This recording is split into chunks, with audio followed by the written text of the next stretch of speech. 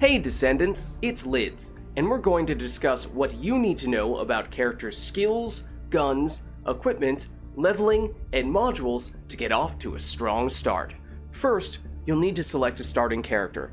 Viessa, an ice, damage, crowd control character, Ajax, a big tank, or Lepic, a middle ground grenadier. This is an important decision because although you will unlock another glass cannon clear speed character relatively soon, after that, it takes either a lot of grinding to unlock characters or spending actual money. And the most important thing about each character is their skills. Each character has unique skills, including 4 active skills and 1 passive skill. Skills range from offensive, crowd control, support, and general utility. All skills have 2 categories. The element, fire, chill, electric, toxic, or non-attribute, and 1 other abstract, arbitrary word, fusion, dimension, singular, or tech. These determine what types of upgrades apply to that skill. That way, you can pick a character with skills that you like and make sure that your gear and upgrades apply to your skills. So now let's talk gear. There are 3 types of gear: guns, reactors, and external components. Beginning with guns, you can equip 3 at a time. You can equip a gun by dragging it from your inventory into one of those 3 spots. And there are 4 different types of ammo that a gun can use. There are white, general rounds. That ammo drops often and in high quantities.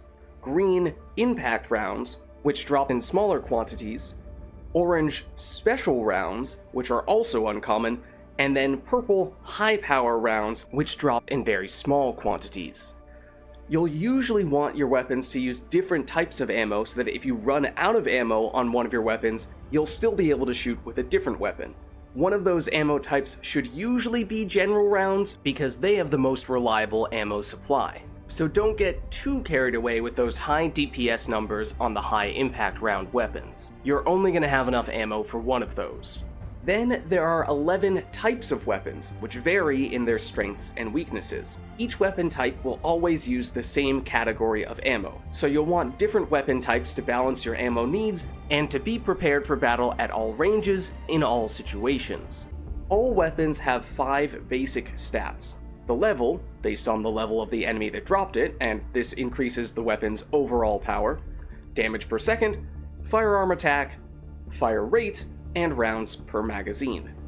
There are 3 rarities of weapon: normal, which is blue, rare, which is purple, and ultimate, which is yellow.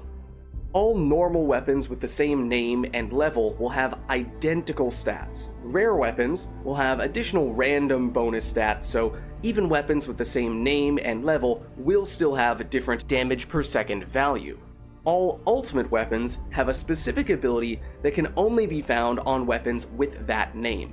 There is also a weapon proficiency level that gets experience when you use a weapon with a specific name, but that doesn't directly affect weapon stats, and you can completely ignore that until mid-game. Also, all of your characters can use all of your weapons regardless of what level your characters are. Next, we have reactors.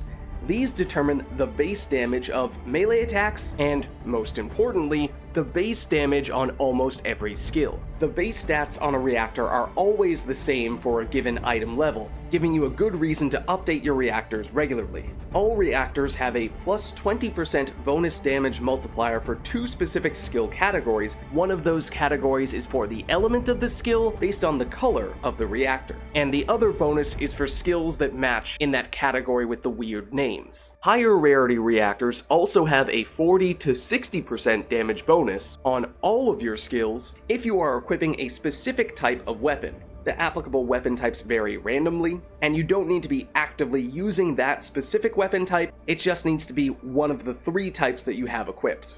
Reactors have 3 rarities: Standard, which has no extra stats, Rare, which has a 40% matching weapon bonus and 2 random stats, and Ultimate, which has a 60% matching weapon bonus for a specific ultimate weapon, and 2 random stats like the rare reactors. Don't worry too much early on about getting all of your reactor bonuses active. Just increasing the reactor level by 2 or 3 is usually enough for an upgrade. and you can check how much damage your current reactor is giving all of your skills versus how much damage a new reactor would give each of your skills. Next, we have external components, which are more minor pieces of equipment that give passive defensive stat bonuses. The values on those bonuses scale based on item level, and there are 4 different categories, and you're only allowed to use one of each at a time: auxiliary power, sensors, memory, and processors. All external components have 3 potential rarities: standard, which just gives 1 base stat boost out of several possible stats; rare, which has that same base stat boost along with 2 random boosts that are either also defensive or support/quality of life boosters; and ultimate, which has the same types of boosts as rares, but the values of the random stat boosts can go higher. Sometimes there are also external components that come in a set. If you use 2 pieces from a set, then you'll get a bonus stat, and you'll get 2 more bonus stats if you use all 4 parts of the set. All of this equipment, including guns, reactors, and external components, can be either scrapped from your inventory for crafting resources or sold to Descendant in town for gold. Now let's talk leveling, because there are multiple kinds of levels. First, there's the character level, which is character specific, and it increases your health, mana, defense, and other basic stats, like in most other RPGs. You'll get experience to gain those levels from defeating enemies and completing missions. The character level cap is 40. Then there's the mastery rank / prime hands level, which is a separate level that is account-wide for all of your characters. Rather than giving you direct stat boosts, these levels give you additional inventory space and increase the maximum number of passive upgrades that you can use on characters and weapons. And we do those upgrades with modules, which are another way to get a wide range of passive bonuses to your weapons and character. There are 4 kinds of modules: Descendant / character, general round weapon, special round weapon, impact round weapon, and high power round weapon.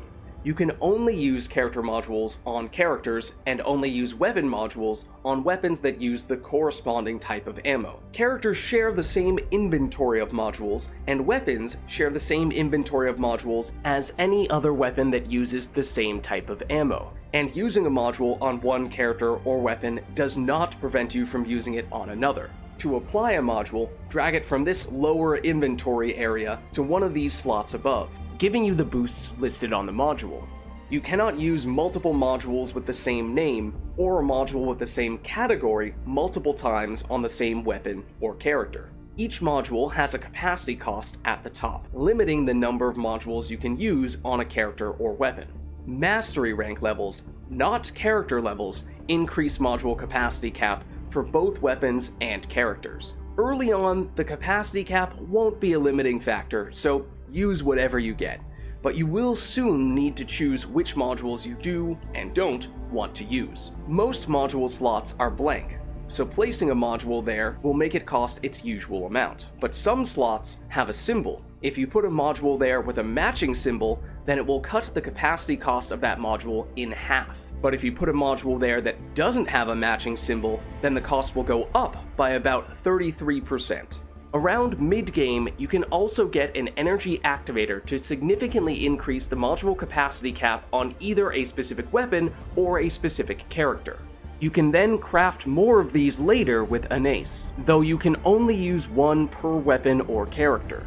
Additionally, once you get a character up to level 40, or your weapon proficiency on a weapon up to level 40, you can add a symbol to one of the module slots for that character or weapon, though in doing so, you will reset the level of that character back down to 1, which is significant because it reduces a whole bunch of your defensive stats, and for weapons, reset the weapon proficiency back down to level 1. But that isn't a big deal because it does not affect your stats.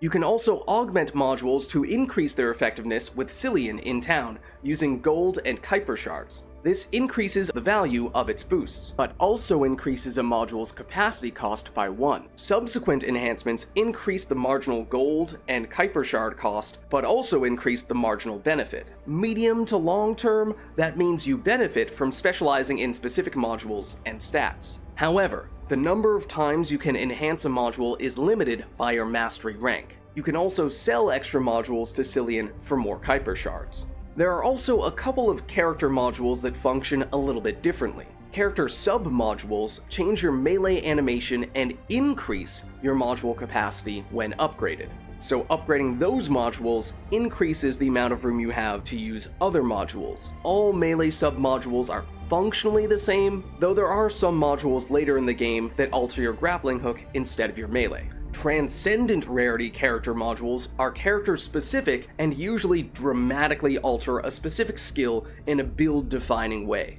That means that they're not always improvements unless you're planning around that specific module. There's a recommended module function for both weapons and characters, which is a quick way to apply modules if you're not sure which ones to use. That's a reasonable option for weapons, so that you don't have to think too hard about how best to increase their stats, especially if you are changing weapons frequently, but may not give as reliable results for the character modules, particularly if you're trying to build your character in a specific way. If you are planning on having multiple setups for your character modules, say one for campaign progression and a different one for bosses, then you can use the tabs at the top of the character modules page to quickly switch between those loadouts.